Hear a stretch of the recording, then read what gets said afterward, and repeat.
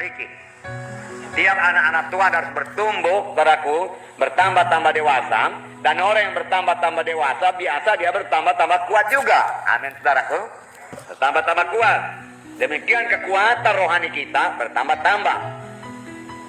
Minggu yang lalu, saudara, kita bacakan firman Tuhan dalam Roma 15, di mana dikatakan kita yang kuat wajib menanggung yang lemah.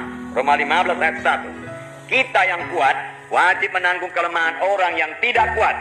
Dan jangan kita mencari kesenangan kita sendiri. Jadi firman Tuhan berkata, dalam satu sidang Tuhan, ada yang kuat, ada yang tidak kuat. Ya. Jadi Tuhan membedakan. Dan firman Tuhan berkata, yang kuat ini harus menanggung yang lemah atau yang tidak kuat. Ya. Yang lemah ini, saudaraku, banyak kali berjalan dalam kehendak daging. Dia tidak berjalan dalam roh. Dan bisa saja dia menyakiti anak Tuhan yang lain. Tetapi anak Tuhan yang lain yang kuat itu segera memaafkannya. Dan kalau boleh, saudaraku, menasihatinya dengan kasih. Itulah yang dimaksud dengan ayat ini, di mana yang kuat menanggung yang lemah. Dan itu perlu, saudaraku, bagi yang lemah, saudaraku, supaya dia juga bertambah mengerti jalan Tuhan. Dan perlu bagi yang kuat, supaya dia bertambah-tambah kuat. Dan buah roh bertambah-tambah dalam dirinya. Betul, saudaraku? Ya, puji Tuhan, saudaraku. Sekali lagi di sini dikatakan dalam 1 Tesalonika 5 ayat 14, belalah orang yang lemah, dikatakan. 1 Tesalonika 5 ayat 14. Saya membacakan pada saudara. Kami juga menasihati kamu, saudara-saudara, tegurlah mereka yang hidup dengan tidak tertib, hiburlah mereka yang tawar hati, belalah mereka yang lemah, sabarlah terhadap semua orang. Ada beberapa di sini dikatakan, saudaraku, dari tugas anak-anak Tuhan yang kuat, ya, kuat rohaninya. Tegurlah mereka yang hidup dengan tidak tertib, hiburlah mereka yang tawar hati, belalah mereka yang lemah, sabarlah terhadap semua orang. Sabar terhadap semua orang, belalah yang lemah, membela yang lemah. Nah, sekarang apakah yang dimaksud Tuhan, saudaraku, dengan kuat rohaninya dan lemah rohaninya, saudaraku? Tentunya yang dimaksud bukanlah kekuatan fisik, saudara. Bukanlah kekuatan badani. Tentunya, seperti saya katakan tadi, orang yang kuat rohaninya adalah orang yang sudah dewasa juga rohaninya.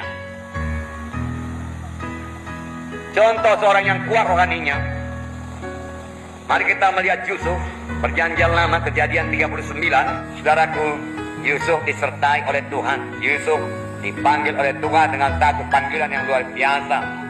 Tuhan memberikan satu visi yang luar biasa kepada Yusuf melalui mimpinya. 2 kali mimpi itu diberikan Tuhan kepada Yusuf, saudaraku, dan Tuhan akan menggenapkannya. Dan Yusuf tetap berpegang pada visi yang daripada Tuhan itu. Dia mau sampai kepada panggilan Tuhan. Dia mau sampai kepada visi yang diberikan Tuhan kepadanya. Oleh sebab itu, saudaraku, dia menyangkal dirinya.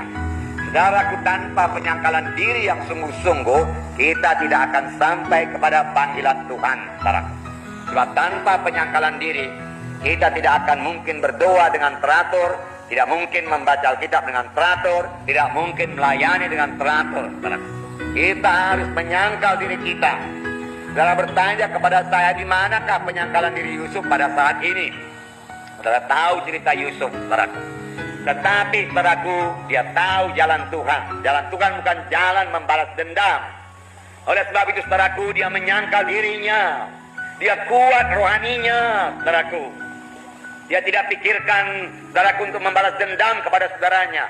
Dia tidak ada waktu untuk menjadi sakit hati. Dia bekerja sebaik-baiknya di rumah Potifar itu, saudaraku, sehingga pekerjaannya diberkati Tuhan, saudaraku. Amin, saudara. Haleluya. Nah, inilah yang terjadi kepada Yusuf. Saudaraku, kemudian Yusuf, saudaraku, juga menyangkal dirinya, ya.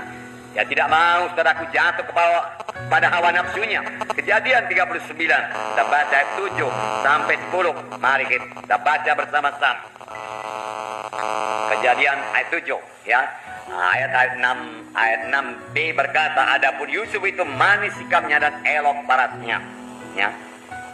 Nah, tetapi dia tidak memakai, saudaraku, ya, parasnya yang elok itu mencari keuntungan diri sendiri. Tidak, saudaraku, tidak, ya. Ayat 7 sampai 10, mari kita baca. Selang beberapa waktu istri tuannya memandang Yusuf dengan berahi, lalu katanya, marilah tidur dengan aku. Tetapi Yusuf menolak dan berkata kepada istri tuannya itu, dengan bantuanku tuanku itu tidak lagi mengatur apa yang ada di rumah ini, dan ia telah menyerahkan segala miliknya pada kekuasaanku. Maka di dalam rumah ini ia tidak lebih besar kuasanya daripadaku, dan tiada yang tidak diserahkannya kepadaku selain daripada engkau, sebab engkau istrinya. Bagaimanakah mungkin aku melakukan kejahatan yang besar ini dan berbuat dosa terhadap Allah? Walaupun dari hari ke hari perempuan itu membujuk Yusuf, Yusuf tidak mendengarkan bujukannya itu untuk tidur di sisinya dan bersetubuh dengan dia. Dia menang, dia menyangkal dirinya, saudara. Dia berkata tidak, tidak, tidak. Amin, saudaraku. Ya, kita juga harus berani berkata tidak kepada dosa, tidak kepada hawa nafsu, saudaraku. Tidak kepada godaan setan, berkata tidak, ya. Tidak kepada acara-acara kegelapan, saudaraku. Tegas berkata tidak, dan tidak berarti tidak, saudaraku. Tetapi saudara akan menerima aniaya, ya. Sama seperti Yusuf, tidak menjadi persoalan padanya. Mari kita lihat Kejadian 39 ayat 20, ya.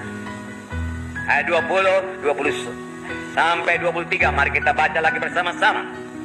Lalu Yusuf ditangkap oleh tuannya dan dimasukkan dalam penjara, tempat tahanan raja dikurung. Demikianlah Yusuf dipenjarakan di sana. Tapi apa yang terjadi dalam penjara? Mari kita baca. Tetapi Tuhan menyertai Yusuf dan melimpahkan kasih setianya kepadanya, dan membuat Yusuf kesayangan bagi kepala penjara itu. Sebab itu kepala penjara mempercayakan semua tahanan dalam penjara itu kepada Yusuf, dan segala pekerjaan yang harus dilakukan di situ dialah yang mengurusnya. Dan kepala penjara tidak mencampuri segala yang dipercayakannya kepada Yusuf, karena Tuhan menyertai dia, dan apa yang dikerjakannya dibuat Tuhan berhasil. Pujilah Tuhan, saudaraku. Yang menyangkal diri ini, yang berjalan dalam kebenaran Tuhan, kesucian Tuhan, dibuat Tuhan berhasil. Amin, saudaraku.